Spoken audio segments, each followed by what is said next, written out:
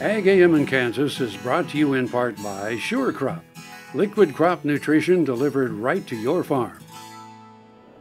Welcome back to the Cattle Industry Convention and Trade Show in San Antonio. We continue our discussion with Kristina Butts, Executive Director of Legislative Affairs with NCBA. Looking on the international scale, obviously exports extremely important to us in the beef industry. Fast track trade promotion authority, some of those things are starting to heat up, and with Congress as it is at this point, maybe a better chance to get that accomplished. Absolutely. So this is actually an area where NCBA strongly agrees with the administration, and this is something where we definitely want Congress to consider the Trade Promotion Authority. We're hearing a lot of positive feedback on Capitol Hill that many on both sides of the Capitol, the House and the Senate, do want to get this fast-tracked authority moving forward.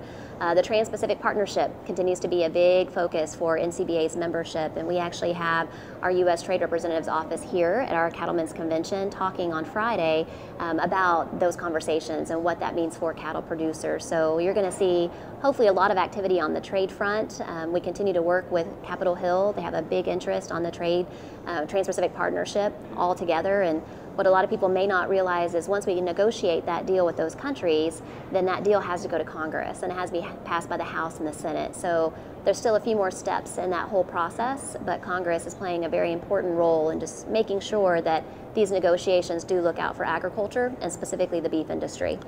But having that ability to request that it's an up or down vote and not to be altered really is where the key lies. Absolutely. And when you start talking, about TPP, obviously Japan is the country that really comes to focus for the beef industry, and making sure we find a way to eliminate the tariff that we currently have on U.S. beef going into Japan. So finding a way to bring that tariff down and level the playing field with our other trading partners truly only benefits all cattle producers. An item of issue closer to home, waters of the U.S. Has an awful lot of people stirred up. We've been a little dry in the Central Plains. Seems hard to think we should be concerned about water issues, but it's a big deal for producers across the country.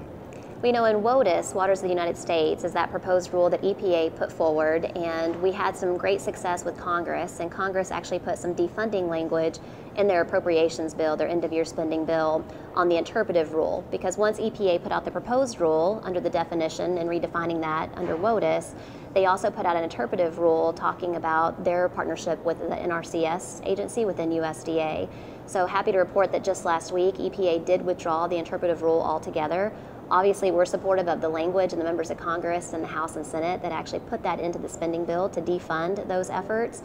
And we're not really out of the woods yet on WOTUS. So the comment period has ended. EPA is reviewing those comments, but there's still opportunities for that to move forward. So we're working with members of Congress on Capitol Hill, continue to raise awareness. There's a lot of new members of Congress in DC right now, so really kind of helping them relate to what this proposed rule means to the landowners and cattle producers in their congressional districts.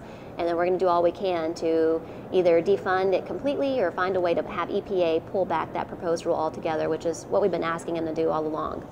It's interesting how it's an ebb and flow, almost like the tide at times when you're talking about Congress and working things between those agencies that aren't responsible to Congress, but Congress has a tie with them.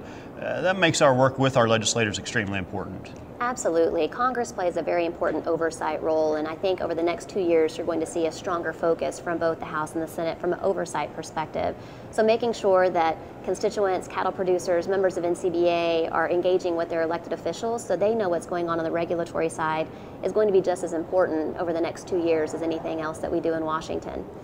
Well, our thanks to Kristina Butts, Executive Director of Legislative Affairs for NCBA, joining us here at Cattle Industry Convention and Trade Show in San Antonio. I'm Duane Toews. Have a great day.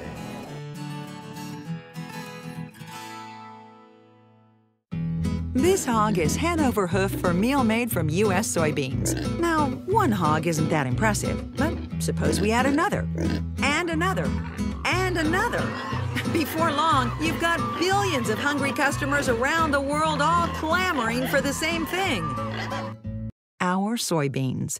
Learn more about the billion-dollar appetite of animal agriculture at BeyondTheElevator.com. Brought to you by America's soybean farmers and their checkoff.